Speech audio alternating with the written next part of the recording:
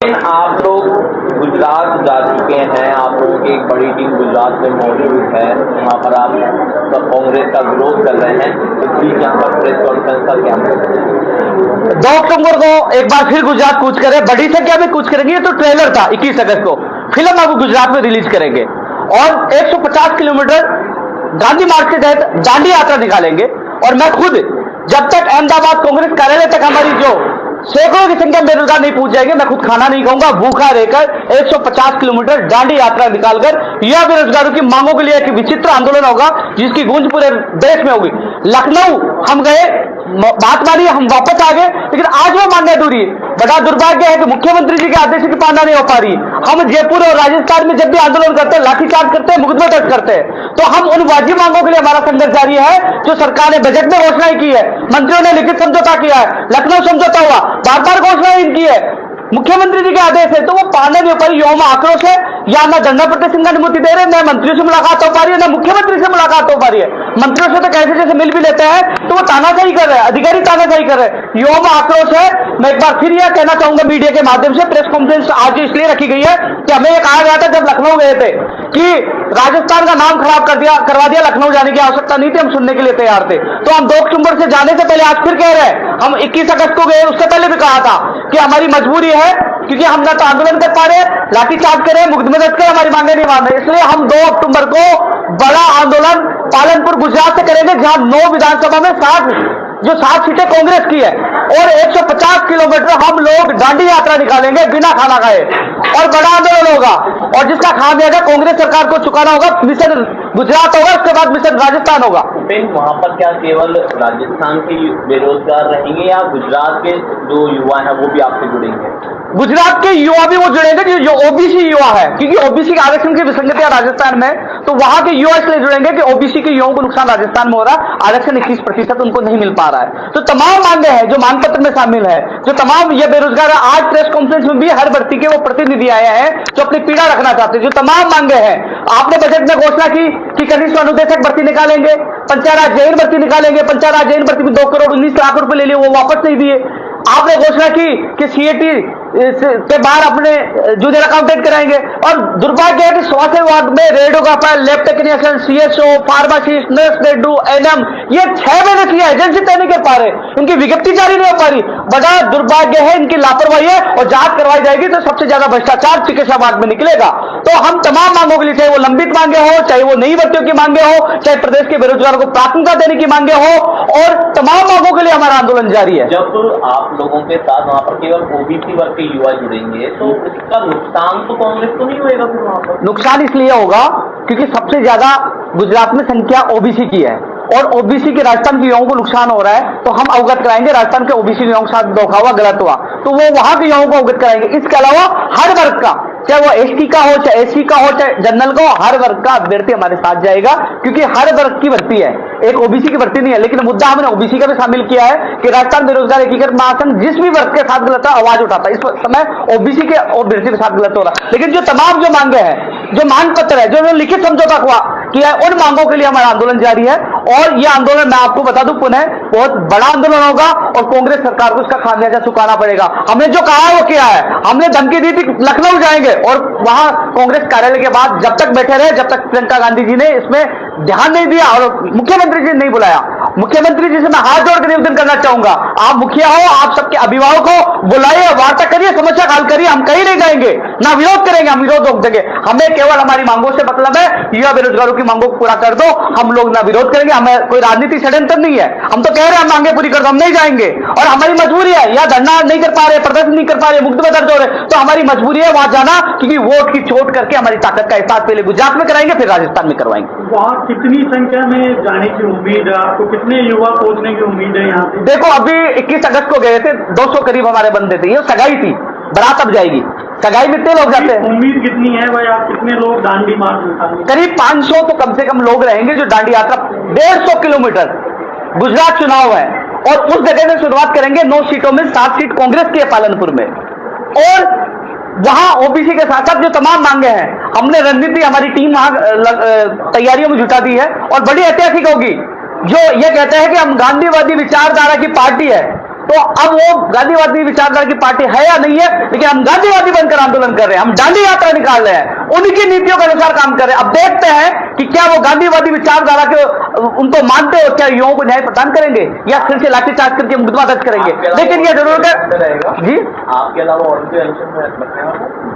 फिलहाल मैंने घोषणा की है, मैं आमरण अनशन यानी कि जहां गुजरात जो अहमदाबाद कांग्रेस कार्यालय तक, वहां से जो पालनपुर से हम शुरुआत करेंगे 2 अक्टूबर को, वहां से मैं बिना खाना खाए मैं पैदल चलूंगा, चाहे हमें 4 दिन लगे, चाहे 5 दिन लगे, चाहे 6 दिन लगे, चाहे 10 दिन लगे, हम पैदल चलेंगे और गुजरात कांग्रेस कार्यालय के बाहर भी जाके मैं अनशन पे बैठूंगा। यह ऐलान आज मैं कर रहा हूं और इसलिए ऐलान करना पड़ रहा है कि हमारी सुनने के लिए तैयार नहीं है, बेरोजगार तड़प रहे हैं। आपने टेक्निकल हेल्थ पर भर्ती का देखा होगा, पेपर हैक हो रहा है, लीक हो रहा है, गड़बड़ी हो रही है। ऐसी कौन सी भर्ती बता दो जिसमें पेपर लीक नहीं हो रहे? आखिरकार ऐसा क्यों हो रहा है? बेरोजगारों को सपनों क्यों बेचा जा रहा है?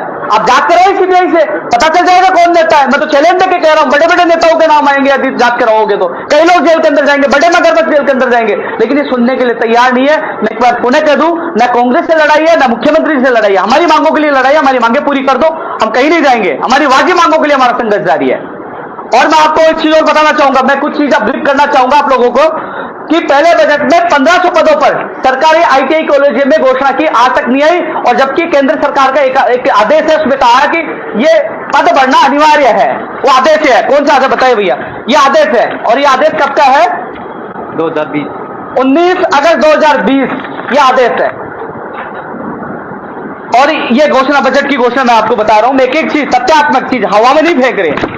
जिस प्रकार नेता मंत्री हवा में फेंकते, हवा में नहीं फेंक रहे। ये बजट 2019 की घोषणा है, ये 2 घोषणा, ये घोषणा पत्र है। मैं तथ्यात्मक बात कर रहा हूं, जो मेरी इस प्रेस कॉन्फ्रेंस को कांग्रेस का कोई नेता देख रहा है उसको चुनौती और चेतावनी दे रहा हूं। जब वो तो सामने आके डिबेट करे और हमें गलत साबित करे, हम गुजरात जाना कैंसिल कर देंगे। हम सच के लिए आवाज उठा रहे हैं। ये पहले बजट की घोषणा है, जिसमें देख लीजिए 2100 पदों पर तो पंचायत जैन भर्ती की घोषणा की, जिसमें 56 कितने पद है, उसमें 2100 पद थे जो 2 करोड़ 19 लाख रुपए बेरोजगारों से लिए थे, अभी तक वो भर्ती नहीं आई। और जो स्किल एंड, ये देखो इसमें 1500 पदों पर है कनिष्ठ अनुदेशक है। ये बजट की कॉपी है, ये बजट की कॉपी है जो मैं आपको बता रहा हूं, एक एक चीज बता रहा हूं। अब विशेष शिक्षकों के लिए मुख्यमंत्री जी ने घोषणा की थी, विशेष शिक्षकों के लिए मुख्यमंत्री जी ने खुद ने कहा था, और वो आप देख सकते हो लखनऊ समझौते के बाद मुख्यमंत्री जी ने खुद ने ट्वीट किया था। आज विशेष शिक्षक तड़प रहे हैं, ये देखिए, ये 30 अगस्त का मुख्यमंत्री जी का ट्वीट है कि नई भर्ती में अधिक से अधिक विशेष शिक्षक निकाले जाएंगे। ये आप देख लीजिए, ये मुख्यमंत्री जी का ट्वीट है, इसलिए आंदोलन करना पड़ रहा है।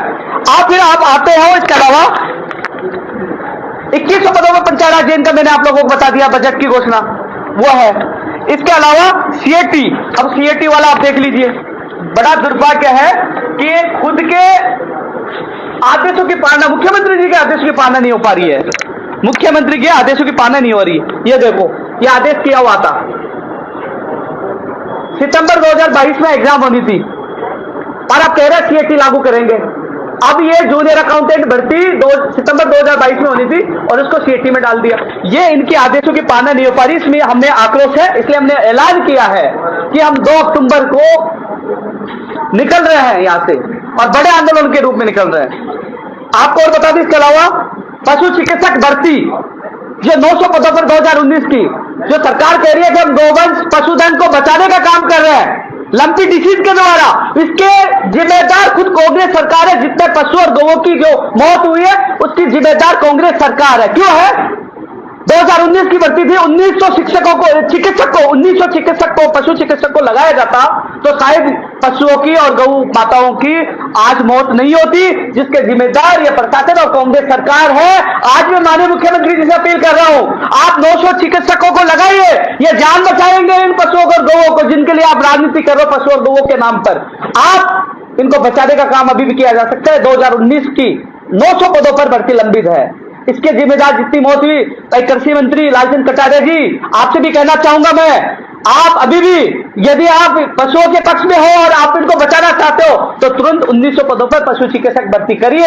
ये आप लापरवाही है कांग्रेस सरकार, जिसकी मौत की जिम्मेदार कांग्रेस सरकार है, इनकी लापरवाही ने इनको पशुओं पर गौओं की मौत की जिम्मेदार कांग्रेस सरकार है। इसके अलावा जो मुद्दे तमाम है, रेडियोग्राफर, लैब टेक्नीशियन, मैं आपको बताना चाहूंगा पिछले 6 महीने से radiographer, lab technician, CHO, pharmacist, nursing grade 2, nurse grade 2 और एनएम, ये भर्तियों की एजेंसी तय नहीं कर पा रहे। एजेंसी, बड़ा दुर्भाग्य है, फाइल घूम रही है, कभी कहते हैं MNIT से करवाएंगे, कभी कहते हैं रायसेन से कराएंगे, कभी अधीनस्थ बोर्ड से करवाएंगे। और मुझे जवाब दिया गया 17/8/2022 को रेडियोग्राफर लैब टेक्नीशियन के लिए कि हमने रायसेन में एजेंसी कर दिया है, लेकिन एजेंसी तय कर देते विज्ञप्ति भी जारी कर दो। कौन सी घपले की आप रणनीति बना रहे हो कि घपला कैसे करना है, इसकी ट्रेनिंग दे रहे हो क्या अधिकारियों को? क्यों नहीं जारी कर पा रहे आप radiographer lab technician, pharmacist, nurse 2 और CHO की विज्ञप्ति? तो बड़ी लापरवाही है, 6 महीने से विज्ञप्ति जारी नहीं कर पा रहे, इसलिए युवाओं में आक्रोश है। ये तमाम युवा अलग अलग भर्तियों के हैं, इसलिए आक्रोश है। इसके अलावा बेरोजगारी भत्ता देने का वादा किया, उसमें 4 घंटे की इंटर्नशिप लागू कर रखी है। आज वो 4 घंटे के लिए कहीं नौकरी कर रहे हैं, ये भी एक बड़ा धोखा है सरकार का। ये धोखों को हम बर्दाश्त नहीं करेंगे। एक चीज मैंने देखा था, मुख्यमंत्री जी का एक आदेश और देखा था कि अभी इन्होंने सोशल मीडिया पे डाला, जब हम गुजरात कूच कर रहे थे, तो ये चीज दिखाने के लिए कि कांग्रेस सरकार कितनी एक्टिव है। 1 लाख पदों पर वो भर्तियां निकाल रहे हैं। ये देखो कांग्रेस सरकार का प्रचार चल रहा है। 1,29,000 पदों पर नियुक्तियां दी है, ये देखो। और 1 लाख पदों पर भर्तियां प्रक्रियाधीन है, 1 लाख पर बजट घोषणाएं है। तो प्रदेश का युवा पूछना चाह रहा है कि 1 लाख पदों पर जो भर्तियां प्रक्रियाधीन है, जो आप निकालने की घोषणा की 1 लाख पदों पर, बता दीजिए 1 लाख पदों पर वो भर्तियां कौन सी है, कौन से विभाग में, बताइए। प्रदेश के युवा पूछे 1 लाख भर्तियां कौन सी है, बताइए। कौन सी भर्ती के पद क्या है? कृषि प्रेक्षक क्या है, सूचना सहायक क्या है, प्रोग्रामर क्या है, आप दंत चिकित्सक है, OT टेक्नीशियन, बताइए।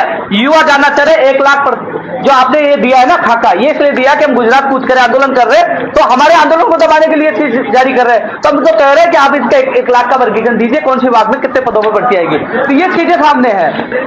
हम लोग अभी मैं गुजरात कूच के दौरान 6 जिलों के दौरे पे रहा, तो अलग अलग युवाओं के PSP की ज्यादा समस्याएं सामने आई। तो हम युवा बोर्ड की मांग कर रहे हैं, युवा बोर्ड होगा तो TSP का अभ्यर्थी हो चाहे नॉन TSP का अभ्यर्थी अपनी बात रख सके। तो हम युवा बोर्ड की मांग कर रहे हैं। मुख्यमंत्री जी खुद ने भी कहा था कि हम कमेटी का गठन कर रहे हैं कि हम लोग प्रदेश के बेरोजगार को प्राथमिकता देंगे सरकारी भर्तियों में। तो हम मांग कर रहे हैं सरकारी भर्ती हो चाहे प्राइवेट भर्ती हो, प्रदेश के बेरोजगारों को 100% प्राथमिकता मिलनी चाहिए। तो वो उसका फैसला कब सरकार करेगी, ये मांग भी हम लगातार कर रहे हैं। 2 वर्ष की आयु सीमा की भर्ती की जो उन्होंने घोषणा की है 2 वर्ष वाली, तो अब बता दीजिए उसका आदेश कब जारी होगा? सारी भर्तियों को रोक दे इसकी वजह से। तो इसके लिए हम मांग करें फायरमैन भर्ती का जो 18 अप्रैल को फायरमैन भर्ती का जो परिणाम जारी हुआ था, आज तक फायरमैन भर्ती के प्रैक्टिकल और फिजिकल की तिथि जारी नहीं हुई अभी तक। 4 महीने हो गए परिणाम जारी हो, सारे तथ्यात्मक में सारे आंकड़े हैं। आखिरकार युवा बेरोजगार कब तक दुखी और परेशान रहेगा? इसलिए हमने आर पार की लड़ाई का ऐलान किया है। और जो तमाम और भी मांगे जो लंबित भर्तियां हैं, चाहे वो शिक्षक भर्ती 2012 हो, चाहे वो विशेष शिक्षकों के 1st grade 2nd grade 3rd grade का मामला हो, चाहे फायरमैन का मामला हो, चाहे वो बेरोजगारी भत्ते का मामला हो, चाहे महात्मा गांधी इंग्लिश मीडियम में 1000 पदों भर्ती निकालने का मामला हो, चाहे फर्जी डिग्री डिप्लोमा दिव्यांग के खिलाफ कानून बनाने का मामला हो, चाहे मंत्रियों के लिखित समझौतों की मांगों को पूरा करने का मामला हो, जो OBC आरक्षण की विसंगति को दूर करने का मामला हो, चाहे संस्कृत विभाग रीट लेवल 1 में पद बढ़ाने का मामला हो, चाहे वो 1500 पदों कनिष्ठ अनुदेशक 2100 पदों पर JEE भर्ती का मामला हो, चाहे वो कंप्यूटर भर्ती का परिणाम जारी किया जाए, रिक्त पदों पर शिथिलता दी जाए 40% की बाध्यता में, यह मांग भी है। जो नई भर्तियां भी जो मांग कर रहे, चाहे SI हो, सूचना सहायक हो, प्रोग्रामर हो, दंत चिकित्सक हो, ये तमाम नई भर्तियां, पशुधन सहायक हो, स्टेनोग्राफर, APRO, PRO, जलदारी, सहायक कृषि अधिकारी, सैनिटरी इंस्पेक्टर, चतुर्थ श्रेणी कर्मचारी, कॉलेज शिक्षा, PTI लाइब्रेरी, जलदारी विभाग, इन नई भर्तियों की मांग हम लगातार कर रहे हैं। इसके अलावा जी बस 1 मिनट, टेक्निकल हेल्पर में जो फर्जीवाड़ा सामने आया है, अब चिंता का विषय यह है कि इतना पेपर लीक हो गया होगा, तो 1500 पदों पर वो भर्तियां है, तो क्या प्रतियोगिता उसमें ना हो जाए? पेपर लीक जो हैक करने वालों में मुझे लगता है उनमें प्रतियोगिता होगी कि किसका नंबर आएगा। आज योग्य बेरोजगार कहां जाएंगे? तो योग्य बेरोजगार को न्याय मिले, भ्रष्टाचार पर रोक लगे, इसके लिए लगातार हम संघर्ष कर रहे हैं। तो तमाम मांगों को लेकर आज हमने प्रेस कॉन्फ्रेंस की और हमने ऐलान, ये प्रेस कॉन्फ्रेंस करने का उद्देश्य यही था कि कांग्रेस के नेता तमाम ये कहेंगे कि ये गुजरात क्यों गए। गुजरात जाने का कारण यह है, हमारी मजबूरी है। आप बुला लीजिए, वार्ता कर लीजिए, हमारी मांगे पूरी कर लीजिए, हम गुजरात नहीं जाएंगे, हम आ जाएंगे, आपका धन्यवाद ज्ञापित करेंगे। मांगे पूरी नहीं करेंगे तो हम न रुकने वाले न झुकने वाले, आर पार की लड़ाई हम लड़ेंगे। जी चलो